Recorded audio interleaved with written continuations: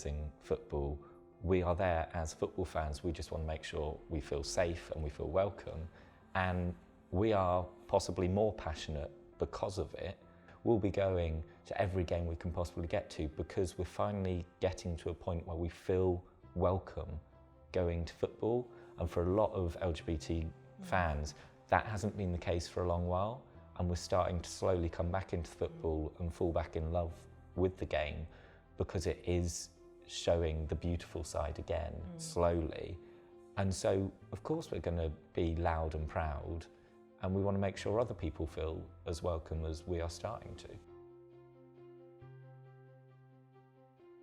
Some people were saying, no, we should boycott, but the unified voice from the Russian campaigners was they really wanted us to go.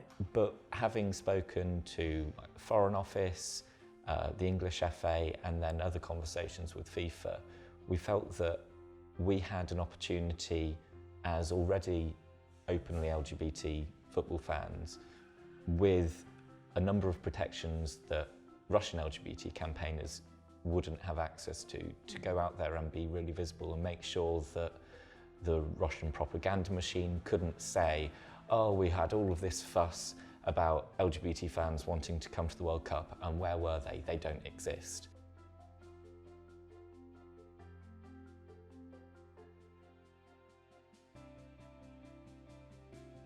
We'd gone out with some other England fans out in Nizhny, and I was doing an interview with Associated Press, I think it was, out in the street with the banner.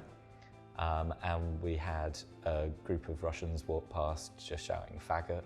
We could easily have been arrested. That banner has got rainbows on it, so it would have contravened the gay propaganda law because it would have shown rainbows to people who might have been under 18.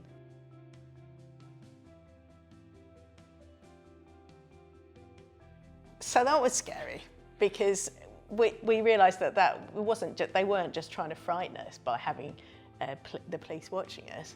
They were saying, if you've got anybody under 18 in that meeting, we will take you away.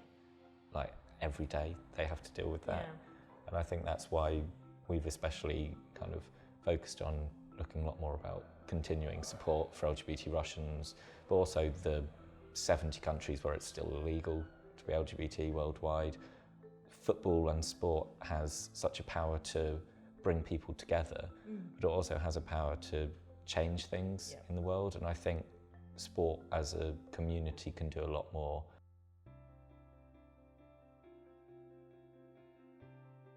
This Russian fan came round to us and said, is that a rainbow? This is after the match had finished. And it was just bemused, and he's gay. And he never thought that those two worlds could come together. And they did for him because they saw us with an obviously LGBT football banner. We knew we weren't going to change the Russian regime. We knew we weren't going to change anything on a grand scale, but it's those little micro conversations that were really worth going out there and having that and making a difference to 1, 2, 3, 4 people.